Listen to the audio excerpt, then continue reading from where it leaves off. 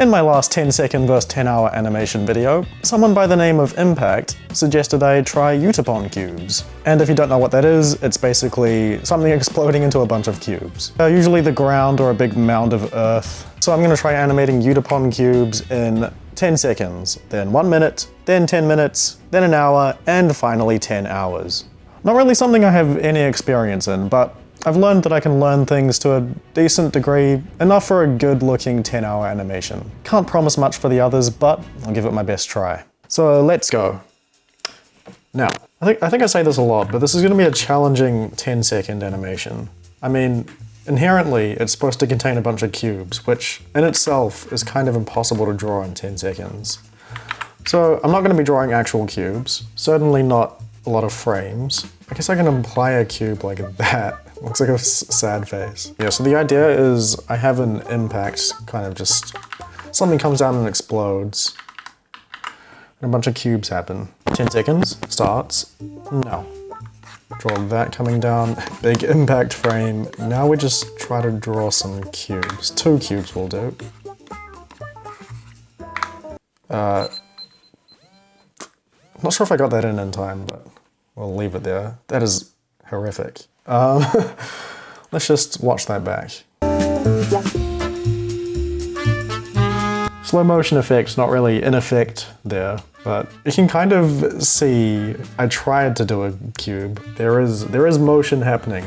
Beyond that, not very appealing to watch. Let's move on to a minute, see if I can make some actual cubes happen.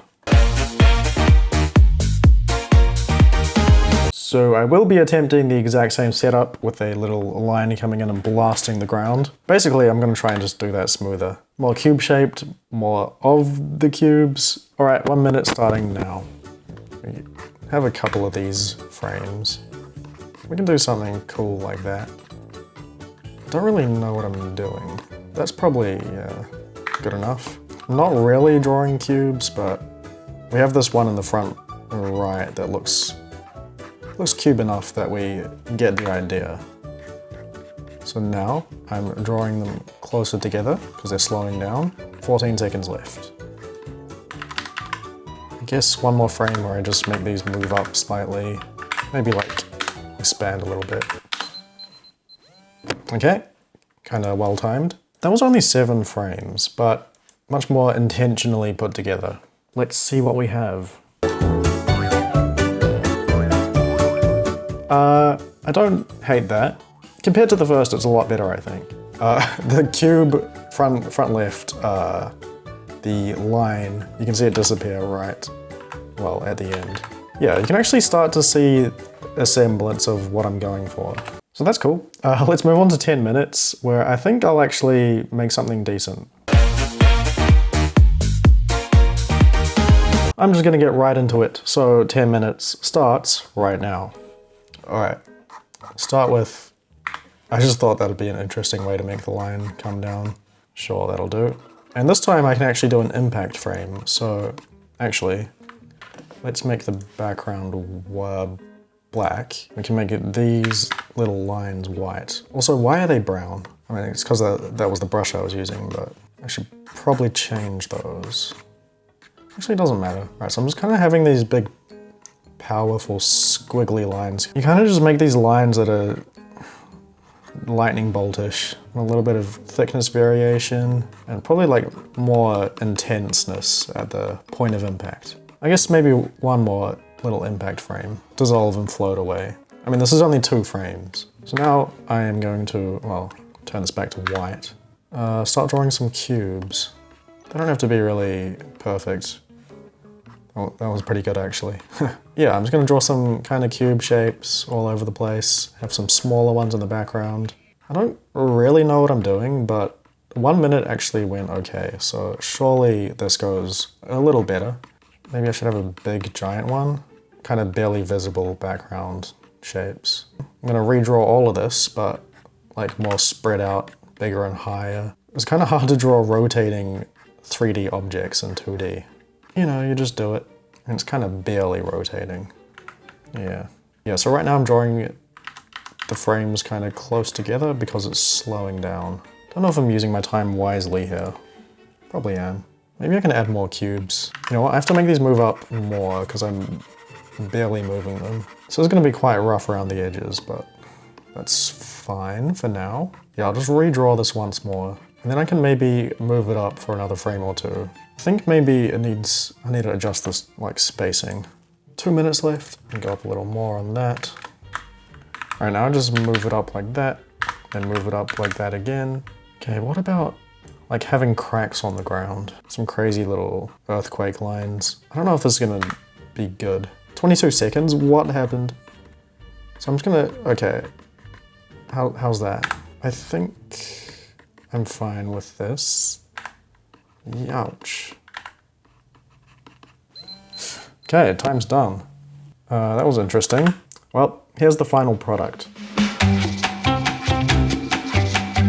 Not half bad. The cubes are a little floatier than they probably should be. Definitely a lot more pizzazz than the last two. We do have some actual cube shapes, even if they get a little wonky towards the end. It does actually look kinda cool. And at the end of the day, that's all that matters. The impact frame is nice, pretty simple, so I think we can improve that a lot. Yeah, let's move on to 1 hour, see what happens. First off, I plonked in some ground and a light blue gradient for the sky. I'm doing this magic little zap again from the sky for the explosion. A little fancier on the shaping this time. Now I have time to draw a lot more cubes, so I'm sketching them in at first to draw cleanly on top of later. I'm going to redraw them on the next frame, moving up and slightly outwards and rotated. They cover a lot of distance on the initial frames, then get closer together as they slow down. Here I'm just drawing the initial frames of the cubes emerging from the ground. I don't redraw the cubes for every single frame. Near the end of the upwards motion, they don't need to change angle, so I can reuse some frames and just change their position and maybe size. Once the animation looked how I wanted, I began going over the sketches with some clean black lines. I didn't try to get it perfect because there's still a bit of a time crunch, and who wants to get perfect lines anyway?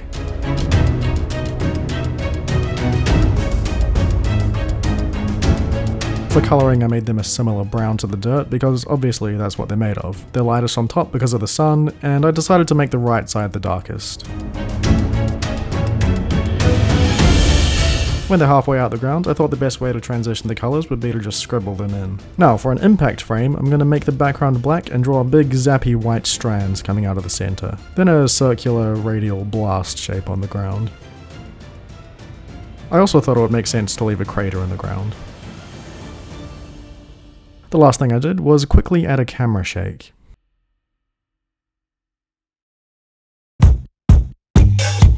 So that's my 1 hour effort, and I think it looks alright. The whole feels kinda disconnected from the cubes, doesn't really match up. Still think it's better than having nothing there. Looks kinda localized and not as destructive as you might want, but still an improvement over the previous ones. I think you really feel the blast with the impact frame and camera shake. But let's go ahead with 10 hours and see what happens there. I'm starting off again by setting the environment. As a guide, I put in some circles for where I want the blast to go. This time I drew a lot of cubes covering the entire ground. I didn't really know what I was doing, but thought that would be a good starting point. The thing dropping down and impact frame were similar to last time, but I'll be working on that impact frame more later. Right now I'm making a bit of a shockwave on the ground. I put in some pink ovals expanding as a reference, then drew sporadic white lines and scribbles on top. Going back to the cubes, I found that what I drew was too complicated if I were to animate every single one. So on the next frame I cut down the numbers. Then I split it into 3 layers so I could animate them at different speeds depending on how close they are to the camera. Next I put in these clumps of earth shooting towards us. At this point I got to work on line art for the cubes. The colouring looks okay for now, but I'll end up changing that later. I added more cubes in the distance and an expanding semicircle for the explosion. Then did the in-betweens for the shockwave. Now some transitional frames for the cubes launching out of the ground, and I'm going to add some more in the foreground and background. I put a yellow glow on the explosion and added smoke, just some clouds quickly billowing out and shrinking, with some highlights toward the light source. Now for even more cubes moving up and a camera shake. I had some of these shapes smearing to give it a speed and visual variety.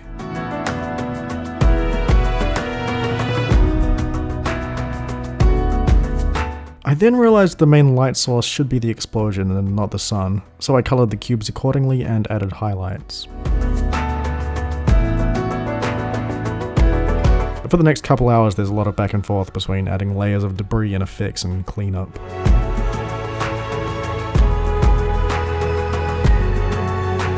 Now to make a fully fleshed out background in Photoshop. I wasn't sure if I would do this since the animation was so intertwined with the environment, but I decided that as long as the ground wasn't overly complicated, it would look alright. I had to make it a little bigger than the full screen area because of the camera shake. That's what the purple border's for.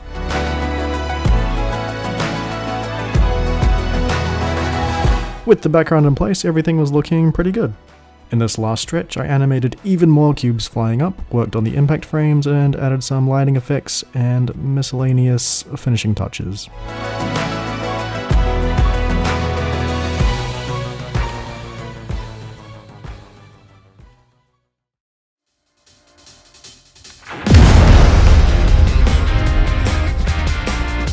So that looks kinda cool. I think out of everything in this 10-hour series I've been doing, this is the one I knew what I was doing the least on. I don't feel the force of it as much as I'd like to. Mostly just the way the cubes form and launch out of the ground. And it's maybe a bit simplistic, but it's not a time issue, more of a skill issue. And I suppose I have gotten better throughout this video. So that's good. I do like the overall look anyway. So that was my first expedition into Yutapon cubes. What do you think? Also, what should I do next? Feel free to comment your ideas. I have some in mind, but I could always do with more. Well, thank you for watching, I hope you enjoyed, and I'll see you in the next video.